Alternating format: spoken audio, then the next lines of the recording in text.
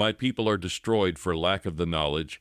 Because you have rejected the knowledge, I will also reject you, that you shall be no priest to me. Seeing you have forgotten the Torah of your Elohim, I will also forget your children. As they were increased, so they sinned against me. Therefore will I change their glory into shame. They eat up the sin of my people, and they set their heart on their iniquity. And there shall be like people, like priests, and I will punish them for their ways, and reward them their doings. HUSHA HOSEA 4:6-9 CEPHER. And Eliyahu said unto the prophets of Baal, Choose you one bullock for yourselves, and dress it first. For ye are many, and call on the name of your Elohim, but put no fire under. And they took the bullock which was given them, and they dressed it, and called on the name of Baal from morning, even until noon, saying, O Baal, hear us. But there was no voice, nor any that answered. And they leaped upon the altar which was made.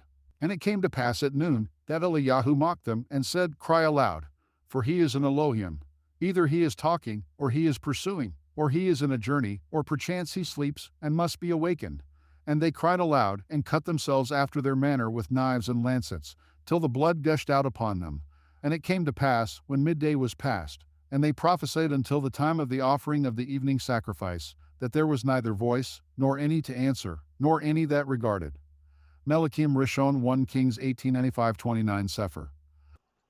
The leaping and the dancing on the altar looks familiar, doesn't it? Look at what they're doing, and then look next.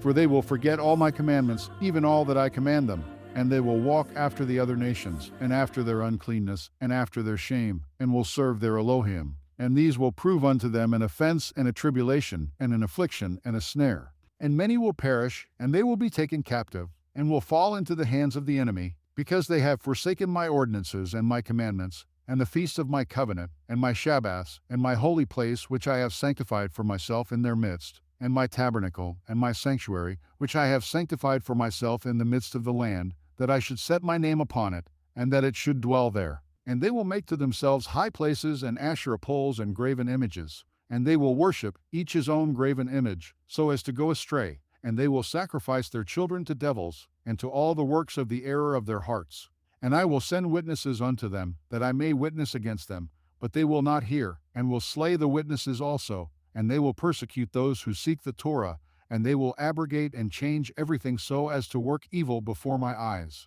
And I will hide my face from them, and I will deliver them into the hand of the other nations for captivity, and for a prey, and for devouring, and I will remove them from the midst of the land, and I will scatter them amongst the other nations. YOVHELIYM Jubilees 1:10-14 CEPHER.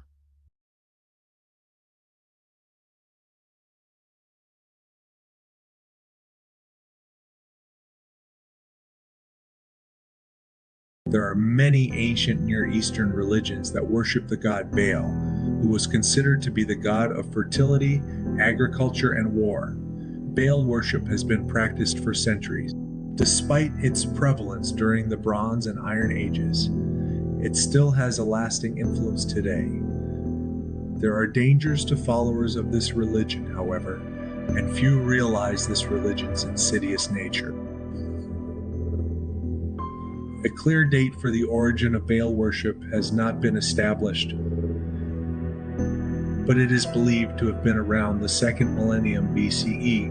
As a result of his protection and watchfulness, Baal worshippers sacrificed fruits, grains, and even humans in exchange for his protection. To appease Baal, various ceremonies and rituals were performed, including sacrificing animals, chanting, and even self-flagellation. Children were sacrificed as part of Baal worship in order to gain favor from the god. This is one of the most notorious aspects of Baal worship. Historical accounts and archaeological discoveries suggest that this ritual involved burning infants or young children alive, which is widely condemned as a horrendous act. Moreover, this practice was thought to be necessary to appease Baal and ensure the success of the sacrifices and ritual. It was believed that Baal needed to be placated with these sacrifices in order to bring good luck or avert disaster. This practice was common in the ancient Near East and was used as a way to demonstrate devotion and gain favor from the gods.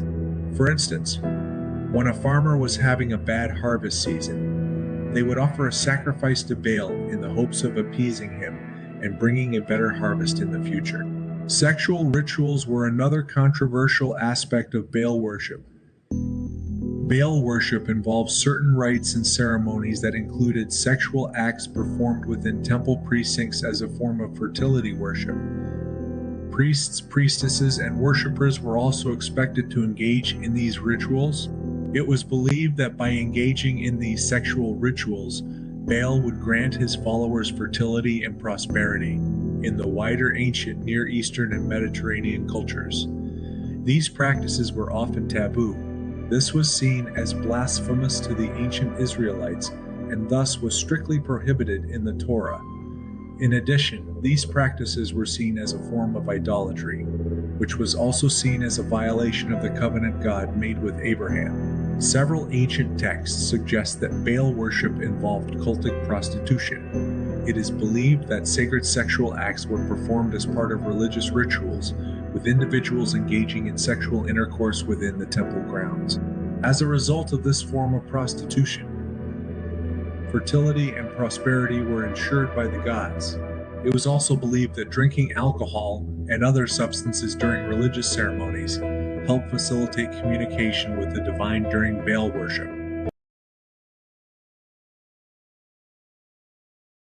These substances were believed to induce altered states of consciousness and facilitate communication with the divine. This was thought to open up a dialogue between the worshiper and the divine, allowing the worshiper to gain insight into the will of the divine. It was also believed that these substances could help the worshiper achieve a state of spiritual purity and divine reverence. Baal worshippers often created physical idols and images.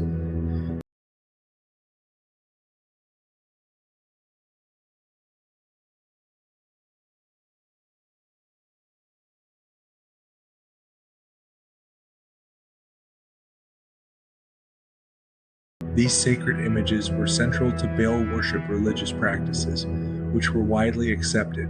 Promoting materialistic tendencies and distorting spirituality can lead to distorted understandings of spirituality and idolatrous worship of images. This practice was seen as a way to connect with a deity, and people believed that through the image they could communicate with the god and receive blessings. Unfortunately, this often led to a false sense of security and the worship of material goods instead of the divine. Baal worship can also create a sense of slavery.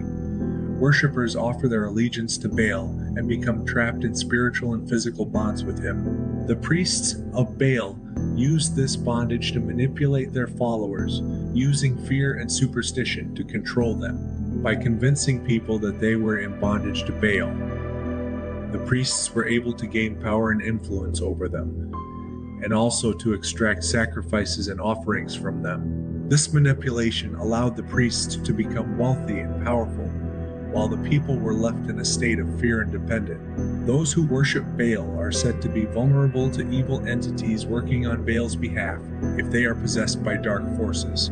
It is possible for Baal possession to manifest as delusions of grandeur, in addition to hearing voices and seeing vision. Baal worshippers may be influenced by these dark forces to commit violence or act against their own will. The worshipper can be possessed if he or she engages in rituals or activities that invite spiritual forces into their lives, such as conducting sessions or using black magic. Also, it is believed that Baal worshippers may be vulnerable to possession if they misuse occult tools like tarot cards or crystal balls, as they can attract dark entities. Modern day Baal worshippers promote a lifestyle of materialist pleasure in society. The way they worship Baal differs from those in ancient times. And it shall be at that day, says HUSHA, that you shall call me Ishi, and shall call me no more Baali. For I will take away the names of Baalim out of her mouth, and they shall no more be remembered by their name. And in that day will I cut a covenant for them with the beasts of the field. and with the fowls of heaven, and with the creeping things of the ground. And I will break the bow and the sword and the battle out of the earth, and will make them to lie down safely. HUSHA, Hosea 2:16-18, Hebrew Aleph, Hebrew Tav, CEPHER.